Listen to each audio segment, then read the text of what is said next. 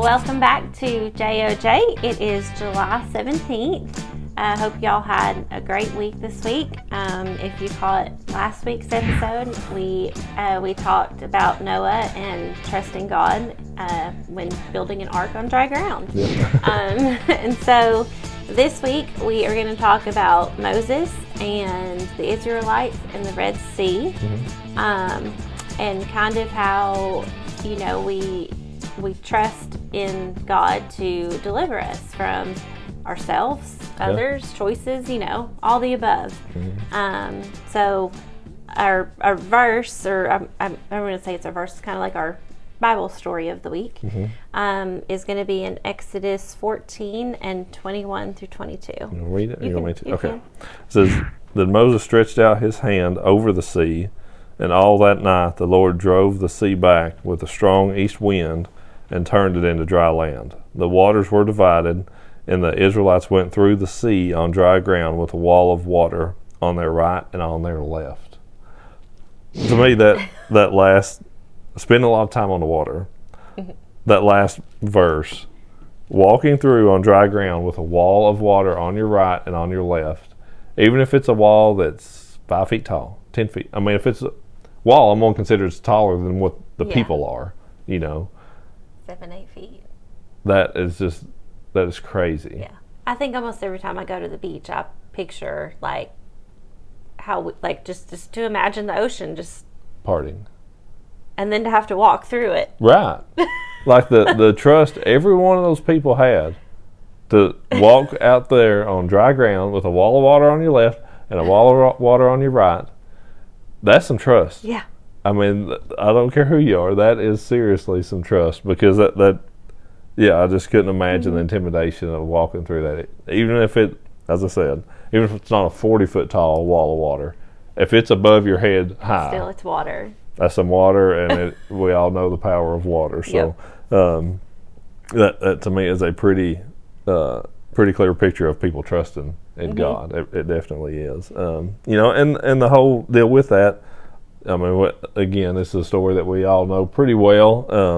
The Egyptians were chasing the Israelites.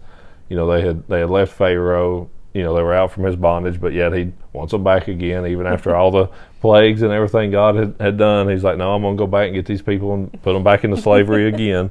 And this one here, this one really put an end to a bunch of the Egyptians at this point in time. This wind had blew all night, and then all the Israelites had crossed through on dry ground between the walls of water, and then the Israelites or the Egyptians go out there pursuing them, and they get out there in the middle of the sea. The walls come tumbling down, and killed all of the Egyptians that were pursuing them at that point in time. So, and it says he jammed the wheels of their chariots, so they had difficulty driving.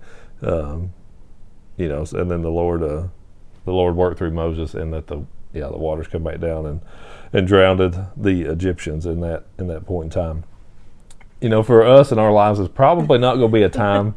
I don't think it'd be pretty cool to see when the Lord, really parted the sea for us to walk through a situation on dry ground, something like this. But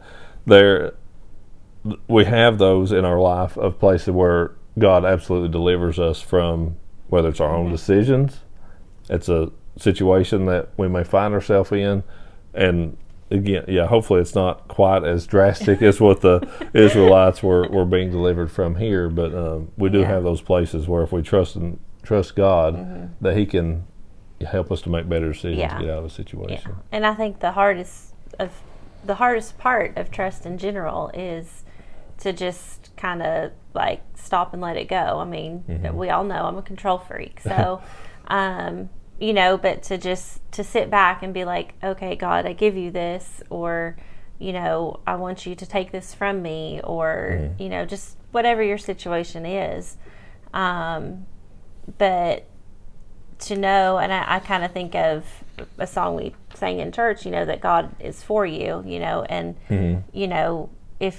if you are His child, then no matter what, like we can screw it up really bad. Oh yeah. People, but if we stop and ask for forgiveness and give it back to Him and trust that He is for us and, going to make our way what His will is, then, and I think a lot of that is, sometimes it's not easy. Like sometimes what His will for us is not an easy path. And so then I personally would tend to be like, okay, that's a little hard. I'm going to go over here. Yeah, whether it's out of your comfort zone or whatever it may be, it's not necessarily the path of least resistance. Yes. Yes, and so I think that can be, I think that can sway you from going one way or the other. But, I think it's as hard as it can be to stick it out and to, just fully trust that this is what God has for your life, or His plan in that is what is best, and that's that is a hard thing to trust in. Sometimes to say I'm going to walk away from whatever is necessarily easier, or whatever is just it's just less risky maybe, or it feels that way at times. You're not putting yourself out there as much or something. But as you were saying that, this verse kind of came to, it's one that I've got written down here, but Psalm 27:14. So this can be a hard one for me too, but especially what you were just saying about yourself. Wait for the Lord, be strong and take heart, and wait for the Lord. That one can definitely be a hard one to do sometimes. And that doesn't mean don't take any action, don't do anything. It means, your timing of it isn't necessarily going to be exactly what we want it to be. Keep doing good. But yeah. So I mean, I don't think any time in our life that we'll experience, God coming down and saying, hey, I'm going to take these people out for you so you don't have to deal with them anymore. But, to know that as much as He was there for Moses and the Israelites, He's there for you too. Yeah, He absolutely is. And that's, we're so blessed in this country that, it's hard for us to imagine what people in other countries go through. And because there are places where they truly get deliverance from extremely bad things. I mean, war and slavery, and all those things are still real things.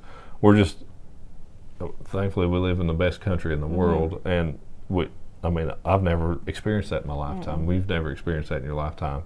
We're thankful for that, but we also realize that is a real thing, and that that those people who are going through those situations, that God absolutely can deliver them from those, in a mighty and powerful way. So we'll wrap this one up again with Exodus 14:21-22, and it says, and Moses stretched out his hand over the sea, and all that night the Lord drove the sea back with a strong east wind and turned it into dry land. The waters were divided, and the Israelites went through the sea on dry ground with a wall of water on their right and a wall on their left. That's the verse for this week. So thank y'all for watching, and we will come back next week. We got a couple more weeks of trust to go through in July. So see you.